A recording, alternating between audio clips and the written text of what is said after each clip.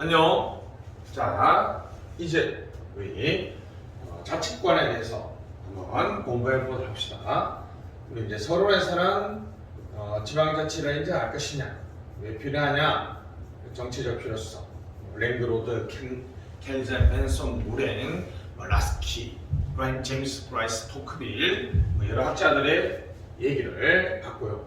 어떤 유형이 있었죠? 단체자치와 주민자치가 있었고, 최근 경향이 신중앙 집권화가 있었고, 광역행정, 중앙통제, 일선기관이 많아지는 거죠. 신지방국권화는 1980년대 신중앙 집권화 국가들까지도 이제 신지방국권화로 돌아서고 있다고 되어 있고요. 인정하게 되면 이제 중앙과 지방 또는 지방과 지방 사이에 어떤 바람직한 관계가 있어야 되겠죠. 정보 간 관계론이라는 IGR에 대한 얘기 있었고, 분쟁이 발생했을 때 어떻게 해결할 것이냐, 여기까지가 이제 서로의 내용이었고, 우리나라의 지방자치의 역사, 유신 때는 조국 통일이 있을 때까지 안 한다, 5공화국 때는 재정 자립도를 감안해서 실시하겠다, 뭐 이런 얘기가 있었다는 거죠. 자, 끝났습니다. 자치에 관한 법을 만들 수 있다. 사무, 자치조직, 인사, 재정. 우리 늘 했던 것처럼 자치사법이나 자치외교권은 인정되지 않는다. 그죠? 첫 번째입니다. 입법. 지방자치단체가 만들 수 있는 입법 권한을 우리가 조례와 규칙이라고 얘기합니다. 조례는 지방의회가 제정한다는 거죠. 헌법과 법령의 법령. 법령은 법률과 시행령, 대통령령의 줄임말이라고 얘기했죠. 그죠? 지방자치단체장이 만드는 것은 규칙이죠. 지방의회, 자치단체장, 교육은 이제 교육감이죠. 그죠? 됐습니다. 사무 보면은 지방의회가 관여할 수 있는 자치사무와 단체위임사무. 왜냐하면 지방자치단체는 지방의회와 집행기관을 합친 개념이죠. 그러나 지방자치단체장은 국가의 하급 행정기관이라는 성격도 있습니다. 하급 행정기관, 국가의 하급 행정기관이기 때문에 여기서 기관에 위임하는, 하급 행정기관에 위임하는 기관임 사무는 지방자치단체 사무가 아니기 때문에 중앙정부가 시켰다. 그래서 여기는 자치단체장은 하급 행정기관을 살 수 있지만, 우리 지방의회는 기관임 사무는 무슨 사무이기 때문에? 국가 사무이기 때문에 조례를 제정할 수가 없습니다. 그죠? 조례 위반에 대해서 우리가 이제 형벌 신설은 안 돼요. 세금 신설도 되지 않습니다. 왜냐하면 우리는 제형 법창주의를 하고 있죠. 제형 법창주의이기 때문에 우리 형벌은 법률에 의해서만 만들 수가 있어요. 그죠? 세금도 조과세는 법률에 의해서만 가능하죠. 조세 법률주의. 그러니까 지방의회가 만드는 조례는 법률이 아니기 때문에 형벌이나 세금을 만들 수가 없다는 거죠. 근데 오해하면 안 되죠. 만약에 지방의회 조례에게 법률에서 어떤 위임을 하고 있으면 일정 범위 내에서는 만들 수가 있습니다. 그죠? 자, 그리고 또 한편 법률에 위임이 있을 경우에는 가능하다. 다만 과태료. 잘 드세요. 조례 위반에 대해서 과태료, 과료도 아니고 벌금도 아니고 과태료. 과태료는 형벌이 아니라 행정 질서를 유지하기 위한 행정 질서벌입니다. 그러니까 형벌이 아니기 때문에 제정할 수 있고요. 1,000만 원. 맨날 1,500만 원 아닙니다. 1,000만 원 이하의 과태료. 조례 위반에 대해서 지방의회는 1,000만 원 이하의 과태료를 부과할 수 있습니다. 규칙은 법령이나 조례가 위임한 범위 내에서 할 수 있다는 거죠. 당연히 이제 벌칙 규정 안 되고요. 자, 조례 제정 절차, 공부 절차 한번 봅시다. 가끔 시험에 나오는데, 그죠? 자, 이제 2분의 1로 의결되면 5일 이내 지방자치단체장에게 이송합니다. 그러니까 지방자치단체장은 이걸 받으면 20일 안에 공표하든지 제의를 요구해야 돼요. 제의를. 20일 안에. 그죠? 이제 의결됐죠? 5일 안에 넘어왔으면 공표하든지 제의를 요구하는데 가장 쉬운 문제 나오죠. 그죠? 이 제의를 요구할 때 수정 제의하면 안 돼요. 이렇게 바꿔주세요. 이렇게 하면 안 되고 1조부터 10조 중에 저는 7조만 마음에 안 들어요. 이것도 안 됩니다. 일부를 제의 요구하거나 다른 조항은 다 마음에 드는데 7조만 마음에 안 들으면 안 돼요. 7조를 이렇게 바꿔주세요. 수정 제의도 안 됩니다. 그냥 제의를 요구해주세요. 이렇게 합니다. 자, 제의 요구를 받으면 2분의 1, 3분의 1로 하면 조례로 확정돼 버립니다. 됐죠? 만약 20일 내에 공표도 안 하고 제의 요구도 안 하면 어떻게 될까요? 그냥 이 경우에는 바로 조례로 확정된다. 됐습니다. 20일 내에 공표도 안 하고 제의 요구도 안 하면 조례로 확정됩니다. 그죠? 자, 확정된 조례 여기 있죠. 과반 3분의 1. 이때는 이제 조례로 확정돼 버렸죠. 그죠? 이것도 지금 조례로 확정돼 버렸죠. 그러면 지체 없이 이때는 확정됐으니까 지체 없이 공포해야 되고 다시 공표하라고 넘겨줬는데 지방자치단체장이 공표하지 않으면 지방의회 의장이 공표할 수 있습니다. 됐죠? 조례 그 다음은 이제 자치단체장이 조례를 공표할 때 지방의장이 이제 통지하고 즉시 이제 통지해야 된다. 20일 공표하고 나서 특별한 규정이 없으면 20일이 지나면 효력을 발생한다는 것은 잘 알고 있을 겁니다. 자, 조례와 규칙 공표에 대한 필요한 사항은 대통령령으로 판단하죠. 조례 위반에 대해서 1,000만 원 맞죠? 과태료입니다. 과료도 아니고 벌금도 아닌 과태료를 제정할 수 있습니다. 됐습니다. 5일 그렇죠. 조례에 대해서는 5일이 있죠. 5일. 그래서 5일 넘겨주고 지체적 공포하고 지체적 공포해야 되는데 안 하면 5일이 지나고 안 하면 지방의회 의장이 한다는 거죠. 이게 조례에서는 날짜는 5일이다. 자, 이제 조직권입니다. 지방자치단체의 조직, 자치 종류는 조직이죠. 조직을 만들 수 있는 거라죠. 보통 일반 지방자치단체와 특별, 보통은 이제 특별한 예외가 없으면 거의 대부분의 사무를 다 처리하는 자치단체를 말하고 특별한 특정한 사무, 그죠? 특정한 사무만을 처리하기 위해서 만든 지방자치단체죠. 보통은 다시 광역과 기초가 있고, 그죠? 광역은 특별시, 광역시, 특별자치시, 특별자치시가 있고, 도가 맞았네요, 그죠? 시군구가 있습니다, 그죠? 시군구가 있습니다, 그죠? 자, 특별지방자치단체는 우리 지난 시간에 광역행정 배웠죠, 그죠? 광역적 사무를 우리가 이제 서울, 경기, 인천이 교통 문제를 해결하기 위해서 수도권 교통조합을 만들었다. 이 조합은 교통이라는 특정한 업무만을 수행하는 지방자치단체들이 만든 2차적인 지방자치단체죠. 지방자치단체들끼리 만들었다. 자치단체가 구성원이죠, 맞죠? 주민은 구성원이 아닙니다. 왜냐하면 서울, 경기, 인천이라는 자치단체가 자기들의 일을 광역적으로 처리하기 위해서 2차적으로 만들었어요. 그래서 서울, 경기, 인천이 구성원이지 주민들의 구성원이 아닙니다. 그죠? 이거는 이제 조합은 구속력이 있으니까 의결을 거치고 시도는 행안부 장관은 시군구나 시도지사의 승인을 받아야 됩니다. 대통령령으로 정한다는 거 잊지 마시고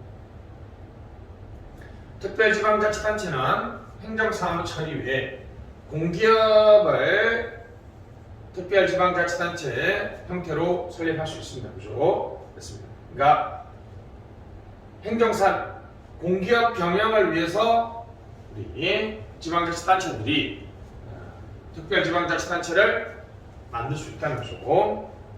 그래서 이런 특별지방자치단체가 많아지면 좀 아무래도 지방 제도가 복잡해지고 혼선이 나타날 수 있겠죠. 그죠?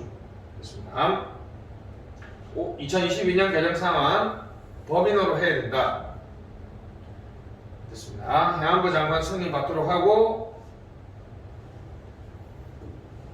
특별지방자치단체의 지방의회와 집행기관의 조직 운영 등은 규약으로 정하도록 하고 세부사항을 좀 규정했습니다. 하여튼 특별지방자치단체를 좀 더 정비했다는 거죠. 좀 됐습니다. 이제 광역 가시죠. 광역은 우리 이제 서울특별시, 그죠? 특별시에 관한 법률이 있어서요. 약간의 수도로서의 특례가 있습니다. 특히 이제 국무회의에 참여할 수 있다는 것이 그죠? 조금 특이한 내용이죠, 그죠? 됐습니다. 서울특별시 내에는 자치구밖에 없고요. 특별자치시는 우리 이제 현재 세종특별자치시밖에 없죠. 특별자치시 내에는 여러분들 시 밑에 시가 있는 건 이상하죠, 그죠? 세종특별자치시, 오송시 이라면 뭐가 더 위고 아래고 잘 모르겠죠, 그죠? 그래서 시 밑에는 구와 군만 둘 수 있도록 하는데 특이한 게 세종특별자치시에 관한 법률에 보면 세종특별자치시 밑에는 기초자치단체를 두지 못하도록 하고 있습니다. 다시요. 원래 지방자치법에는 특별자치시는 밑에 군과 구를 둘 수 있도록 되어 있지만 세종특별자치시에 관한 법률에 보면 기초자치단체를 둘 수 못하도록 하고 있습니다. 자, 특별자치도는 우리 도중에서도 자치권을 좀 광범위하게 인정할 필요가 있어서 만들었습니다. 그죠? 정부 직할이죠. 직접 통제하는 거죠. 제주특별자치도가 있죠. 그죠? 좀 더 자율적인 수행을 위해서 만들었기 때문에 제주특별자치도 지원위원회를 국무총리 산하에 두고 법률안도 제출할 수 있고 입법에 반영하고 중앙행정기관의 권한을 단계적으로 이양하고 자치 조직을 강화하도록 하고 있습니다. 그죠? 그래서 기초자치단체가 없죠. 광역시는 우리 94년도에 도입됐습니다. 왜냐하면 이제 95년도에 자치단체장 선거를 하려고 하면서 이제 우리 이제 대전 직활시였는데 이제 대전 광역시로 이름이 바뀌었죠, 그죠? 그래서 이제 좀 구역을 좀 통합해서 자치단체장 선거에 대비했습니다, 그죠? 그래서 94년에 도입되었고, 이제 인구 요건이나 이런 것도 없어요, 사실, 그죠? 도는 우리나라에서 가장 오래된 것이고, 특히 재밌는 건 광역시 여기 시험 나왔는데요. 광역시 밑에 여러분들 오해하시는데 광역시 밑에 군을 줄 수 있습니다. 우리나라 4개가 있죠. 부산광역시 기장군이 있고요. 군이 이쪽 가죠. 광역시 밑에 이쪽 대구 광역시 달성군이 있습니다. 인천광역시 웅진군이 있고요. 이런 식이 있습니다. 그래서 일단 광역시 밑에 군을 줄 수 있습니다. 도 밑에는 시 군만 있고요. 군은 둘 수 없죠. 자, 기초자치단체는 시, 가장 많은 시가 있습니다. 그죠? 그래서 군, 자치구가 있습니다. 그죠? 시는 이렇게 도시 형태를 갖추고 인구 5만 이상. 그죠? 근데 이제 2022년부터 인구 100만 이상은 그죠? 특례시로 명칭할 수 있도록 합니다. 인구 50만 이상은 옛날부터 약간의 특례가 있었죠. 그죠? 행정구를 줄 수 있습니다. 100만 이상이니까 당연히 50만 이상이 들어가잖아요. 그러니까 당연히 이 조항도 여기 다 포함되죠. 그죠?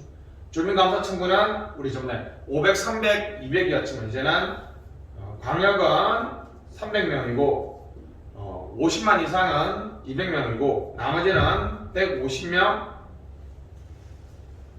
정하는 그걸 이제 최대 인원으로 하고요. 조례로 100명을 같이 비상한다는 거죠. 군은 뭐 가장 옛날에 있던 농촌지역 위주로, 자치구는 특별시, 특별자치시, 광역시 등에 둘 수 있습니다. 도안에는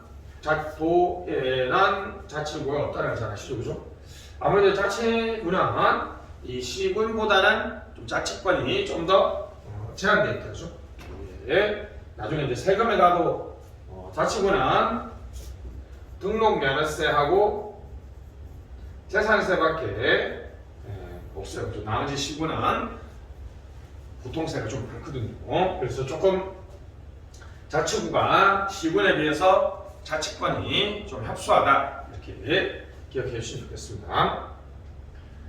자, 그 다음에 이제 자치계층이 아니라 행정적 합리성을 위해서 만든 하급 행정기관이 있습니다. 자치단체가 아닌 거 잊지 마시고, 행정시는 서귀포시, 제주시죠. 지방자치단체가 아닙니다. 행정구는 인구 50만 이상에 설치한다는 것이고, 이 구는 행정구이기 때문에 자치단체가 아닙니다. 그죠? 그러니까 이 구청장은 임명직, 일반직 지방공무원이죠. 읍면동은 인구 유일하게 지방자치법에 인구에 관한 규정이 있는 게 바로 3개겠다, 그죠? 100만 특례시라는 명칭을 쓰도록 했습니다. 그죠? 인구 100만 이상은 수원, 용인, 장원, 고양시인가요? 하여튼 그죠? 수원 특례시, 용인 특례시, 장원 특례시, 고양 특례시 이렇게 해서 특례시가 있습니다. 그죠? 자, 읍면동은 똑같이 이제 일반직 지방공무원입니다. 그죠? 됐습니다.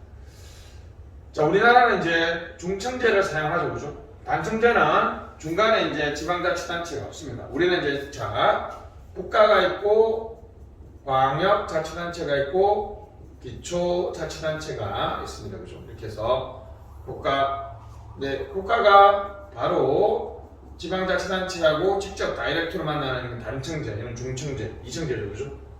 단청제는 이제 중간에서 뭐 말을 관리한다든지 의사소통을 지연시킨다는 이런 이중행정, 이중감독의 패단이 있고 1대1로 이렇게 지시하기 때문에 책임이 명확하고 경유기간이 줄어서 신속하죠. 지역적 특수성을 보장할 수 있습니다. 주민 간의 의사소통이 당연히 이제 여기 국가가 기초자치단체 시키려면 여기는 광역자치단체에서 일반적이고 보통 평균적인 내용만을 지시하고 광역에서 기초자치 내려야 되니까 국가가 직접 이렇게 기초자치단체를 지도감독하거나 만나는 일이 없어요. 그러니까 근데 단청제는 바로 이렇게 지방자치단체하고 다이렉트로 만나기 때문에 중앙정부와 지방 주민 간의 의사소통이 좀 더 원활하죠. 그죠?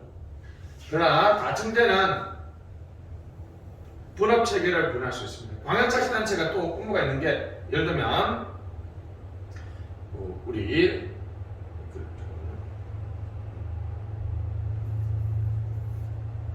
광역이 또 의미가 있는 게 여러분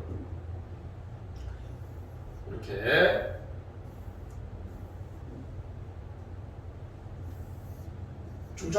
충청남도에는 이렇게 금강이 이렇게 노란색으로 통과합니다. 그죠? 그러면 그냥 정확하지 않지만 천안시도 통과하고 계룡시도 대룡 통과하고 심하면 대전도 통과되냐 안 되겠죠. 그죠?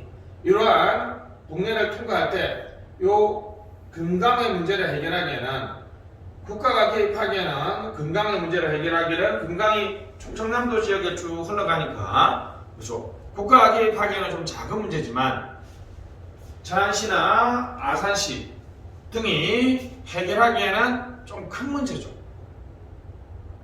다시 그래서 어떤 문제는 광역자치단체가 개입하기에 적합한 일도 있어요. 사실 그런 측면에서 중간자치단체가 우리 광역행정을 수행함으로써 분업체계를 구현하고 아무래도 이제 단청제는 결정적으로 여러분 그죠? 땅이 넓은 나라는 기초자치단체가 만약에 2만 개, 3만 개면 일일이 이걸 단청제로 할 수가 없죠, 그죠? 중앙에 광역자치단체를 만들어서 넘겨주면 되겠죠, 그죠? 국가와 지방자치단체 간 원활한 관계를 유지할 수 있고 국가의 감독 기능을 유지할 수 있죠, 그죠? 국가가 직접 이렇게 안 하고 이렇게 하니까 이렇게 조정할 수 있는 감독 기능을 유지할 수 있습니다. 이 문제가 잘못이죠. 국가의 감독 기능 유지가 중청제, 다청제의 장점이다. 주민 접근성, 지방행정의 대응성이 향상됩니다. 그러나 다청제는 방금처럼 그죠? 금강이나 이런 기초자치단체가 해결하기에는 크지만 광역자치단체가 해결하기에는 국가가 해결하기에는 작은 문제, 즉 광역적 업무를 처리하기에는 단청제가 조금 불리합니다. 그죠? 대규모 국가에서 안 되고 잘못하다가는 국가가 일일이 다 간섭해서 중앙 집권화의 우려가 있습니다. 그죠? 개청수를 줄이면 다청제보다는 지방정부의 민감성, 대응성이 둔화된다는 거죠. 행정 서비스의 주민 접근성이 저하된다. 이게 또 시험 전로입니다. 예를 들면 이제 우리가 의정부, 양주, 동두천을 합쳐서 하나의 자치단체를 해서 이제 국가가 직접 이렇게 감독하는 방식으로 간다는 거죠. 그러면 옛날에는 이렇게 동사무소가 많아가지고 각자 서비스 좀 했는데 아마 이렇게 단청제로 가면 이걸 합쳐버리면 공무원들 구조조정을 한다든지 통폐합을 해서 이제 몇 군데만 이렇게 만들어가지고 그죠? 이제 이게 이제 단청제의 기본적인 속셈이죠. 그죠? 그러면 여기 있는 분들은 옛날보다는 훨씬 더 동사무소나 행정기관을 방문하기가 더 어려워진다는 거죠. 그래서 단청제의 장점은 행정 서비스에 대한 주민 접근성이 떨어진다. 여기 잘 나오고요. 중청제의 장점은 국가의 감독 기능을 유지한다는 것이 시험에 잘 나옵니다.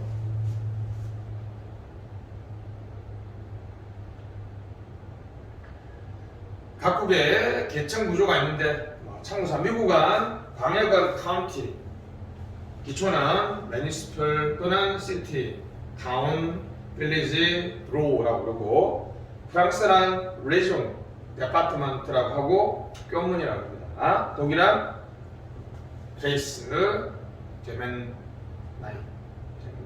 하여튼 그렇습니다. 잘 모르겠습니다. 됐고요. 일본은 도도부현, 이 도도가 한자가 다르죠. 동경도는 이거고요. 홋카이도는 아마 이걸걸요. 도도부현 시정촌. 우리는 이제 이렇게 가 있고 됐습니다. 정합시다.